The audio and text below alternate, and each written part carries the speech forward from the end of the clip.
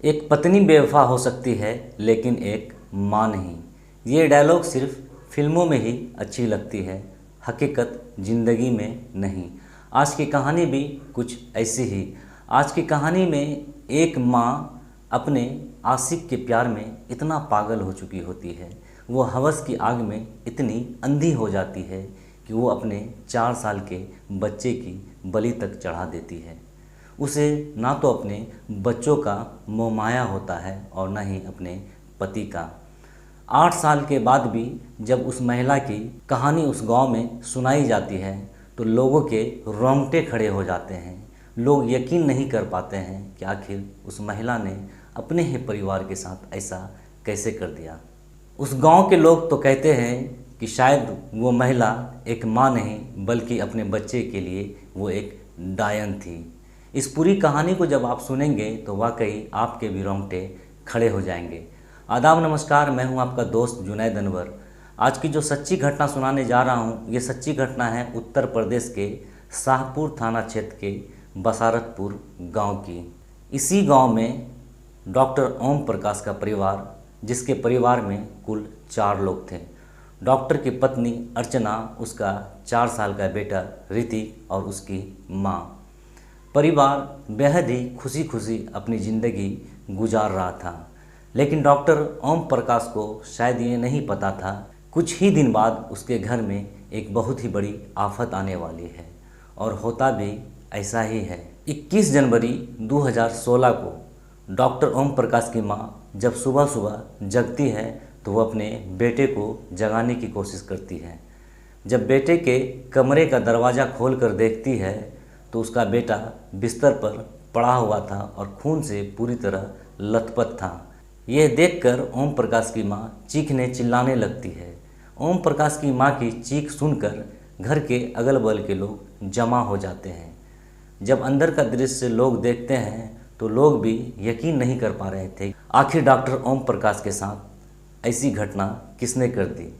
दूसरी तरफ उसी बिस्तर पर ओम प्रकाश का एक 4 साल का बेटा, जिसका नाम ऋतिक था, उसकी भी लाश पड़ी हुई थी। लोग आपस में चर्चा करने लगते हैं और कहने लगते हैं कि शायद किसी चोर या डकैत ने ओम प्रकाश के घर में चोरी करने की कोशिश की होगी और ओम प्रकाश ने देख लिया होगा, उसी ने इसकी हत्या कर दी। लेकिन दूसरी तरफ लोगों को ये बात भी समझ में नहीं आ रहा था कि अगर ओम प्रकाश ने चोर को चोरी करते देख लिया और उसकी हत्या कर दी तो लेकिन उस 4 साल के बच्चे ने उस चोर का क्या बिगाड़ा था। लोगों के मन में कई सवाल खड़े हो रहे थे। कुछ ही देर में घटनास्थल पर पुलिस भी पहुंच जाती है। पुलिस घटनास्थल पर लाश को अपने कब्जे में लेके पोस्टमार्टम के लिए भेज देती है और घटनास्थल का पूरी तरह से जायजा लेते हैं। पुलिस ओम प्रकाश की पत्नी से ओम प्रकाश के बारे में पूछते हैं कि इससे किसी की कोई दुश्मनी तो नहीं थी। उसकी पत्नी अर्चना कहती है कि डॉक्टर ओम प्रकाश की किसी से कोई दुश्मनी नहीं थी। हमें शक है किसी ने मेरे घर में रात को चोरी करने की कोशिश की होगी, इन्होंने देख लिया होगा, उसी ने इसकी हत्या कर दी। लेकिन दूसरी तरफ ओम प्रकाश की माँ को इस बात पर यकीन नहीं हो रहा था कि कोई चोर उनके बेटे की हत्या कर दी। ऐसे में तो ओम प्रकाश की मां का शक शायद अपनी बहू अर्चना के ही तरफ जा रहा था, लेकिन वो पुलिस वाले को खुलकर नहीं बता रही थी।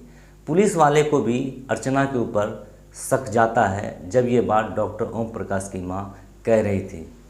पुलिस अर्चना के मोबाइल को सर्विलेंस पर डाल देती है और 24 घंटे के अंदर ही अर्चना के कॉल डिटेल से इस घटना की सारी सच्चाई को खोलकर रख देती है। पुलिस को कॉल डिटेल में ये पता चलता है कि अर्चना एक व्यक्ति से हमेशा बात करती है, इसलिए पुलिस अर्चना को अपने कब्जे में ले लेती है और पूछताछ शुरू कर देती है।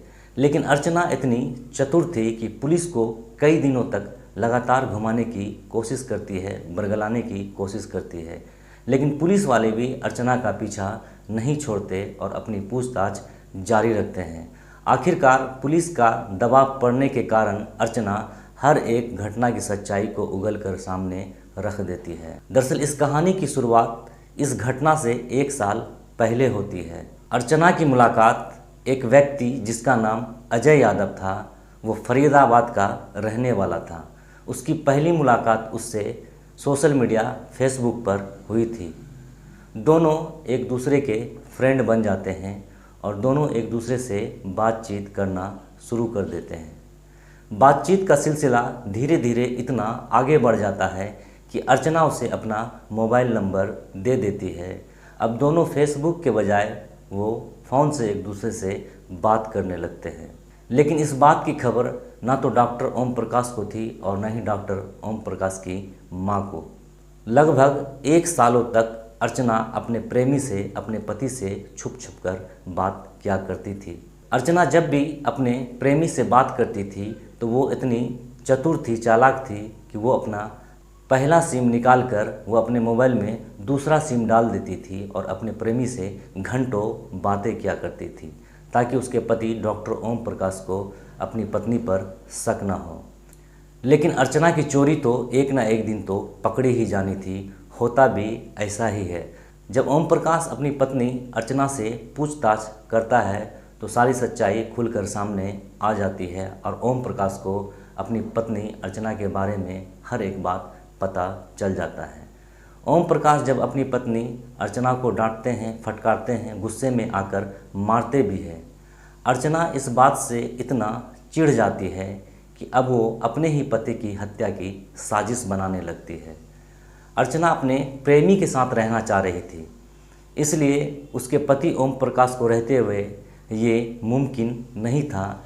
इसलिए अर्चना ने अपने प्रेमी अजय यादव के साथ मिलकर अपने पति की हत्या की साजिश रचने लगती है। 21 जनवरी 2016 को फरीदाबाद से अर्चना अपने प्रेमी को फ़ोन कर अपने घर बुला लेती है। जब उसका पति ओम प्रकाश सो जाता है तभी वो अपने प्रेमी को अपने घर में बुलाती है और उसके हाथ में लोहे का रड थमा देती है। ओम प्रकाश नींद में ही था। उसका प्रेमी अजय यादव उसके सर पर जोरदार वार कर देता है और लगातार वार करता रहता है जब तक ओम प्रकाश की मौत नहीं हो जाती। लेकिन उसी के बगल में उसका 4 साल का बेटा ऋतिक सोया हुआ था।